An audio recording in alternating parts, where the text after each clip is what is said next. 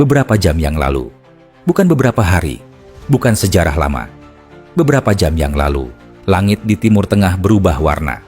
Ledakan, kilatan cahaya, suara sirene, dan dunia kembali menahan napas. Serangan militer langsung diluncurkan oleh Amerika Serikat dan Israel ke wilayah Iran. Bukan perang proksi, bukan operasi bayangan, bukan konflik lewat perantara. Ini serangan langsung antar negara berdaulat. Dan seperti hampir semua konflik modern, yang pertama kali jatuh bukan hanya misil, tapi juga kemanusiaan.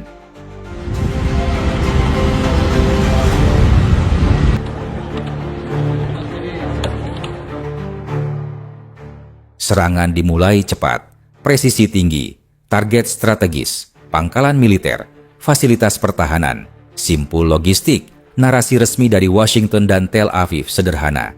Ini pencegahan, ini defensif, ini demi keamanan. Namun, di lapangan, realitas selalu lebih kompleks. Ledakan tidak memilih narasi. Rudal tidak membaca siaran pers. Di beberapa wilayah Iran, getaran serangan terasa hingga ke kawasan sipil. Rumah bergetar, jendela pecah. Orang-orang terbangun bukan oleh alarm, tapi oleh rasa takut. Dan disinilah garis mulai kabur. Antara target militer dan dampak sipil.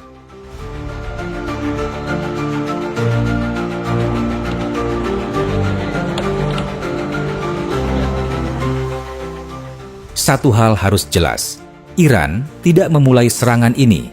Serangan pertama datang dari luar wilayahnya. Dalam hukum internasional, urutan itu penting. Negara yang diserang memiliki hak membela diri. Iran merespons dengan cepat, dengan kekuatan penuh. Rudal, balistik, drone serang, gelombang besar. Banyak yang bertanya, dari mana Iran punya sebanyak itu? Jawabannya bukan misteri. Puluhan tahun sanksi memaksa Iran membangun industri militernya sendiri. Produksi dalam negeri, stok lama, doktrin serangan saturasi. Ini bukan improvisasi, ini hasil persiapan panjang. Dan dalam perspektif Iran, ini bukan agresi, ini respons.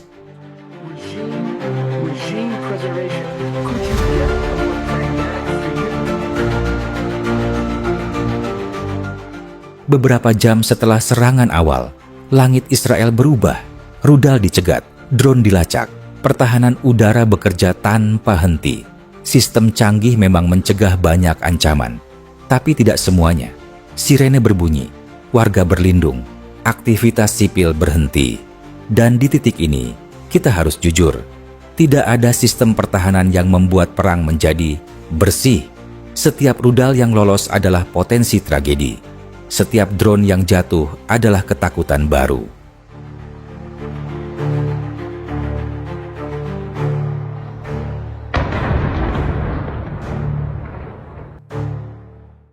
Mari berhenti sejenak dari ledakan dan masuk ke hukum. Menurut Piagam Perserikatan Bangsa-Bangsa, penggunaan kekuatan antar negara pada dasarnya dilarang, kecuali dua hal. 1. Membela diri dari serangan nyata dan segera.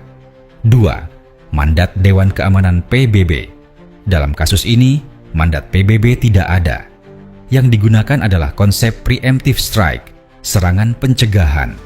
Masalahnya, konsep ini tidak disepakati secara universal. Banyak ahli hukum internasional menyatakan, ancaman di masa depan tidak cukup untuk membenarkan serangan hari ini.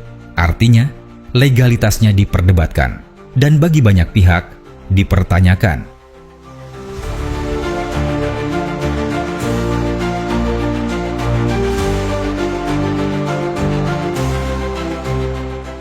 Sekarang bagian terpenting, bukan strategi, bukan geopolitik, manusia, anak-anak yang sedang tidur, keluarga yang tidak punya bunker, warga yang tidak pernah memilih perang ini. Hukum humaniter internasional jelas, warga sipil harus dilindungi. Tidak peduli siapa yang benar, tidak peduli siapa yang kuat, ketika sekolah rusak, ketika rumah sakit terdampak, ketika infrastruktur sipil lumpuh. Itu bukan kemenangan, itu kegagalan kemanusiaan. Dan disinilah kritik harus diarahkan, bukan pada hak membela diri, tapi pada cara kekuatan digunakan.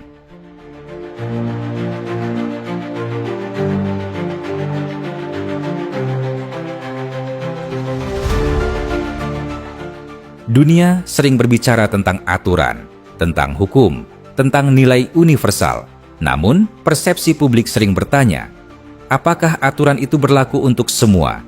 Ketika satu negara diserang, itu disebut agresi. Ketika negara lain menyerang lebih dulu, itu disebut pencegahan. Inilah standar ganda yang membuat banyak orang skeptis. Dan skeptisisme ini berbahaya, karena ia menggerus kepercayaan pada hukum internasional itu sendiri.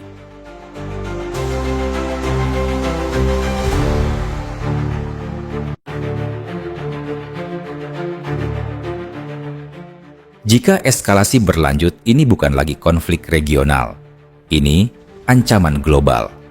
Energi, ekonomi, stabilitas internasional, dan yang paling menderita akan tetap sama, warga biasa. Diplomasi selalu tampak lemah di tengah dentuman bom, tapi sejarah menunjukkan tidak ada konflik besar yang benar-benar berakhir di medan perang.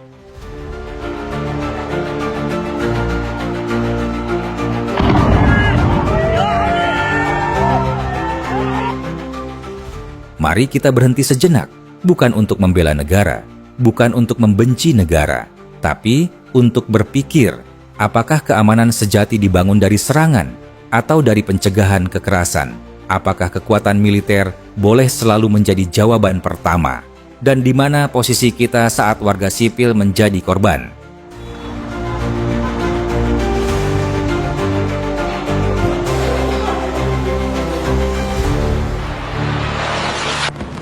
Jika Anda menonton sampai titik ini, artinya Anda peduli pada isu yang lebih dalam dari sekadar headline.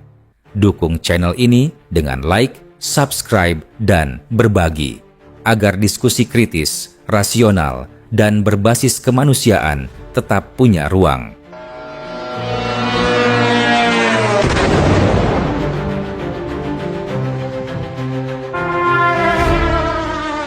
Konten ini bukan propaganda, bukan ajakan kebencian, bukan pembenaran kekerasan. Ini analisis, ini refleksi, ini upaya memahami konflik tanpa menghilangkan nilai kemanusiaan. Pendapat bisa berbeda, diskusi selalu terbuka, namun nyawa manusia harus tetap yang utama.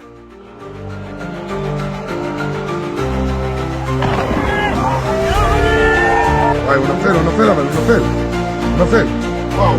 Desfila. Ya en el